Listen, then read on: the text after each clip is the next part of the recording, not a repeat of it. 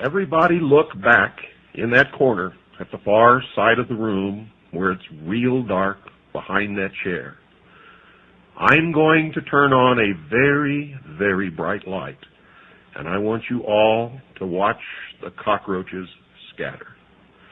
For tonight, I'm going to read verbatim to you from a book that we found in a dusty shelf far back in the rear of a used bookstore that proves beyond any shadow of a doubt that what I've been revealing to you in the many segments of the series entitled The Mystery Schools on this program, The Hour of the Time, has been not only true, but right on target, and the first time that this information has ever been exposed in its entirety to the people of the world.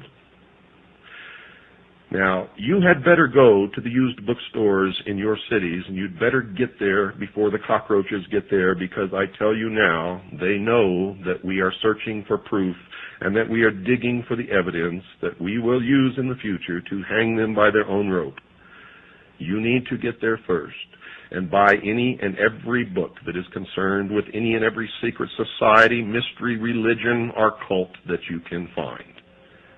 If you don't understand them, and if you don't want to use them to help us expose these people, then send those books to us, because we will put them to the best use.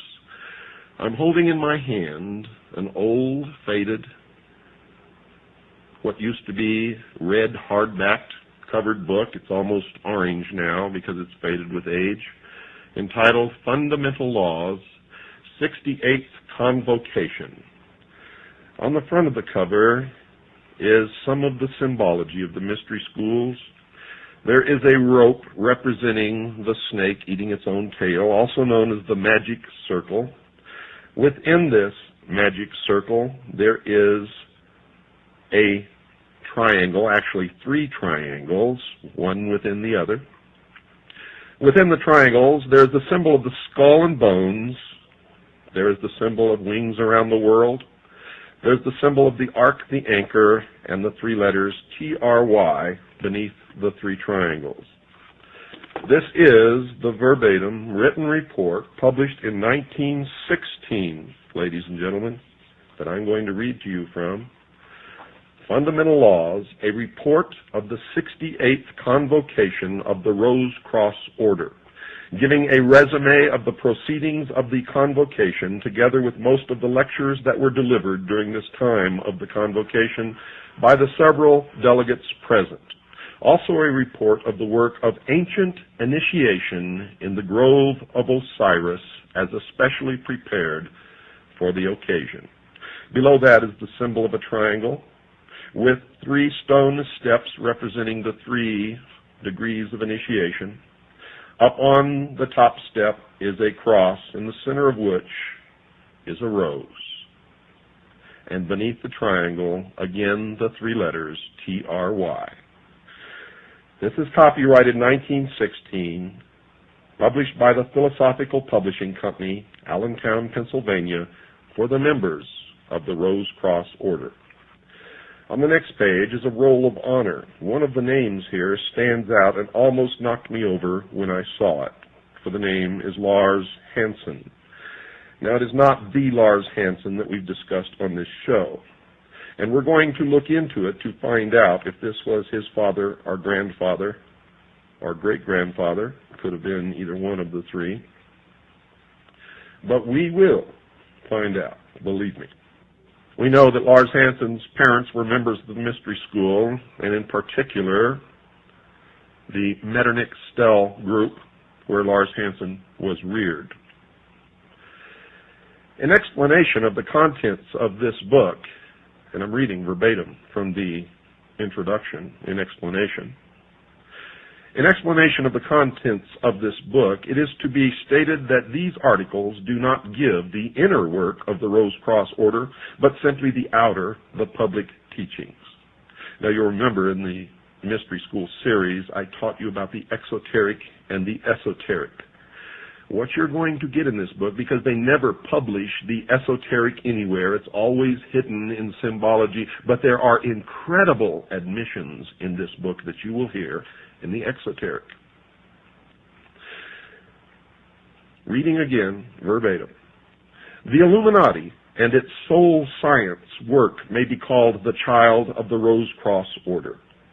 Years ago it was found that where there was one person who desired to follow the work with heart and soul, in other words, who was willing to live the life as taught by the order, there were 100 others who desired teachings from the order, but who were not willing to dedicate their lives to the sublime work.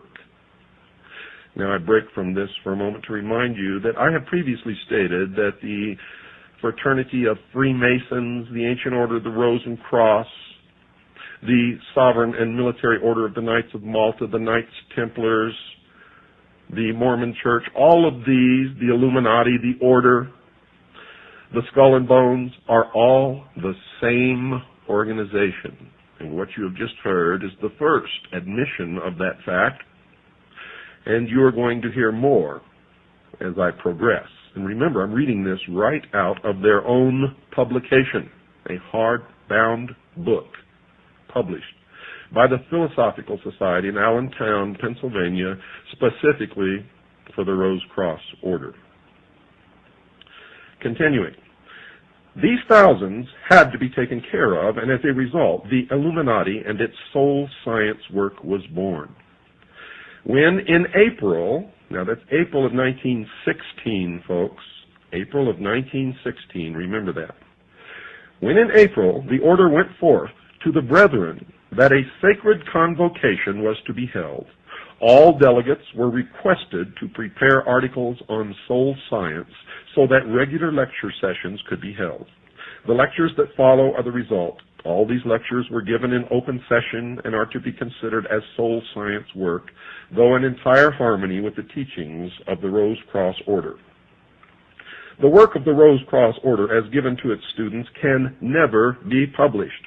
It is a secret, sacred work between teacher and student. Let me read that again for you. It is a secret, sacred work between teacher and student. It is a soul training, an inner initiation, and such work continues until the student has reached initiation, after which he is called upon to attend a convocation, and at which time the degree work is conferred upon him. But the inner work always precedes the outer work, as the outer work is only a bond binding together the brotherhood. Thus a word in explanation. Many having heard of the great order and its work, and actually knowing nothing of its inner work, have ignorantly or with fraudulent intent established so-called Rose Cross bodies. And these bodies, knowing nothing of the true work of the Rose Cross, have nothing but a ritualistic, initiatory, rite or degree work. We would refer all seekers to authorities on the Rose Cross and on initiation, and they will then find that the true Rose Cross is actually a school of spirituality with a degree ceremonial initiation as the climax. And this is signed by the Hierophant of the Order.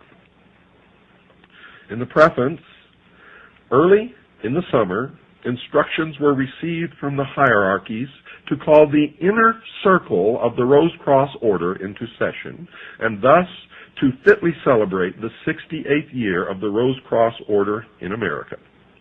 Orders were immediately issued to those who have the privilege of attending this convocation, and on June the 1st, 1916, the convocation was called to order and the preliminary lectures were started.